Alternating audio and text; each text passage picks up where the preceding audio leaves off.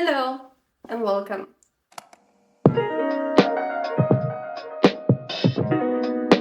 My name is Martina and right now I'm a little bit sick, so if my voice is a little bit, well, I'm really sorry. You are watching Kiknadze and today I finished and actually also blogged my first ever Ranunculus. So if you like Ranunculus, ever needed one, or are about to just jump on this hype, because it's one of the patterns that is like highly recommended, you see it everywhere, everybody needs one, or at least it seems like everybody needs one, but also the numbers on the downloads, it says that an enormous number of knitters have bought or downloaded or even just like saved for later use. So as you can see, I am in another bedroom. It's not our usual well, flat that we used to live in. And right now we are in Slovakia, in my home country.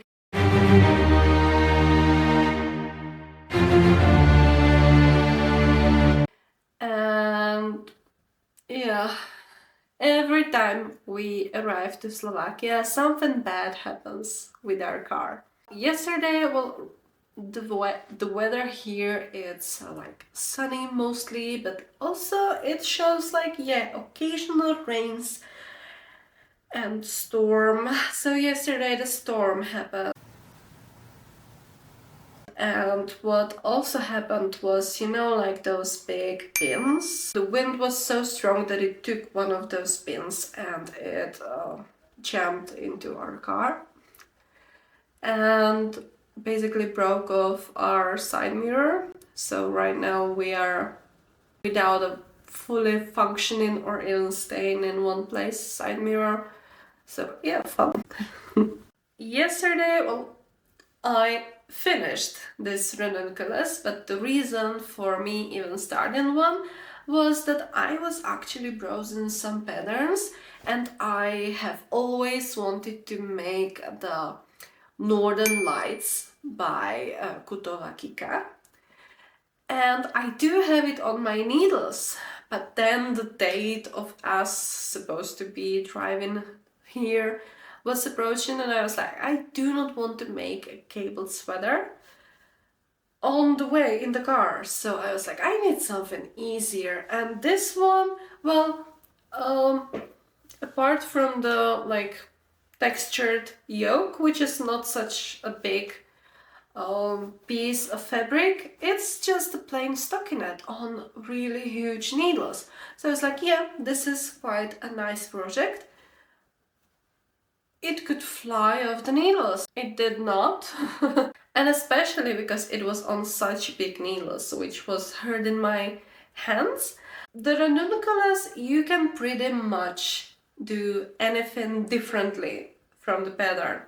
So you can either do it in a light lacy weight on 7mm needles, or you can also do it in a tighter gauge and you will come out with a wintry, autumny sweater. And I didn't want that. So I wanted this light like frock that I can put on when the weather is not as nice as it could be and I need like a layering piece that I can just throw on the top. So I went with some yarn from my stash. Yoo-hoo! We are knitting from our stash and this is actually one of the yarns that I had.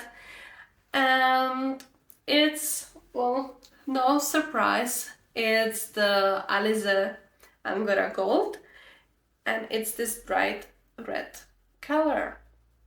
And it's 100 grams and it's 550 meters.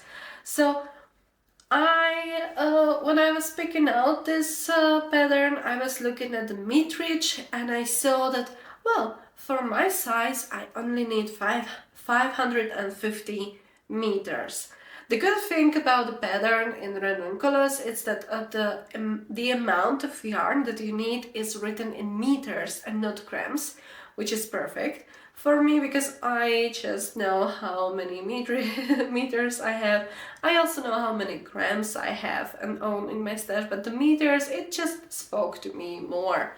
What I did not expect was that with the Alize yarns, well, the meterage is a little bit off, especially when I knit with them and when the pattern tells you you need 550 meters, usually I am left with a lot.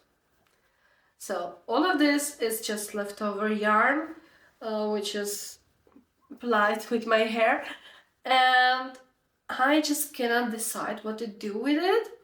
I will either make the sleeves longer or I will add to the length, because right now I have made this to be kind of cropped, so it can go over summer dresses or, well, if I wear any. I own a few high-waisted skirts, so this could be a nice layering piece in the evening during the summer when it gets a little bit chillier. I also plan on knitting one, well, tank top or something, or a halter top, so I can wear underneath, and it's also a layering piece made from wool.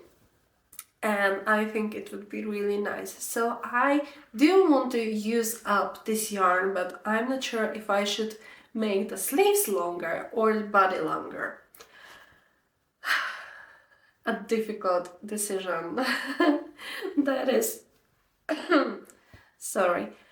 And in all honesty, when I was casting on, you have two types of, the starting point, and that's the neck. And you make a little piece of ribbon, and you have two types of necks, and that is the closed one and an open one. And I chose the open one because I am making like a summary version when I do not want anything to be tightly wrapped around my neck. Also in the summer I do want to breathe.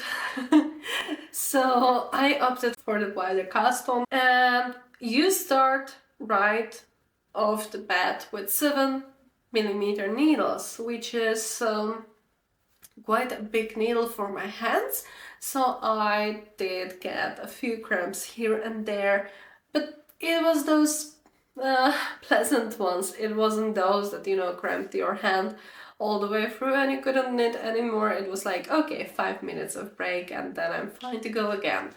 So I did chose this version. Also, you do the yoke next. It's just a basic construction, and also I'm not going to go into a really deep detail about this sweater because it is a paid for pattern. I don't think it's fair to the designer to spoil the pattern, but the construction, it's quite telling, so it's even written in the description, so I can talk about this. So you do the textured yoke, and then you are met with the decision to do the sleeves, and you can either do sleeves that you just cast off, and you're met with like really short sleeves. I did not want that. I wanted them to be a little bit longer, so I made the sleeves I made 6 more rounds on the 7mm needle, and then I did the bind off. I really hate I-cord bind off, and I do blame Stephen West particularly for this, because in all of his shawls I'm always met with an I-cord bind off. I know it's the most elegant one, but when you are supposed to bind off 500 stitches in an I-cord bind off, I hate it. Also, I cannot wait to finish it. I'm really like one of those people that cannot wait to have something finished as soon as I'm close to the finishing line. But also I'm like torn between not wanting to finish because I'm so close to the finishing line. But when I see the I-cord bind off written there in the construction. Oh no. I just automatically jump like, nope, nope, nope, no, not doing this. But I did it for the sleeves, and yes, the I-cord bind off is really pleasant to the touch. It doesn't singe or anything, it's really nice, and I do enjoy putting it on my garments. And then you knit on the body, and it is a cropped sweater. And since I was worried it would be too boxy for me, since I have a big bust and I'm not skinny, so I was worried it would just make me bigger, to look bigger than I actually am. So I chose the size 4. And I didn't want as much of a positive ease as it was recommended. Well, you can pretty much like do any fit that you want. So for me, I chose the nearly exact fit that I needed for my bust, and it just worked out perfectly. And I know with high-waisted jeans or a high-waisted skirt, it will look amazingly. Right now it does not, because for my body down I'm just wearing leggings and some fluffy socks, so right now it doesn't look that fine, but when I style it, it will be a perfect layering piece. If I was to knit it again, I would change a little bit more on the sweater. So with the pattern you have a lot of instructions, a lot of videos made by the designer to help you design basically your own fit. So you can do the darts for big chest. I didn't do them because I didn't want to make it bigger. I was just making the size especially for my bust. So I didn't need to use them, and I wanted the body to be a little bit like bigger and boxier, because I knew that the bind off would like cinch it together a little bit. And when I look now at the bind off, I know I will redo it, and I will do the I-cord bind off. As I said, I still have the leftover yarn.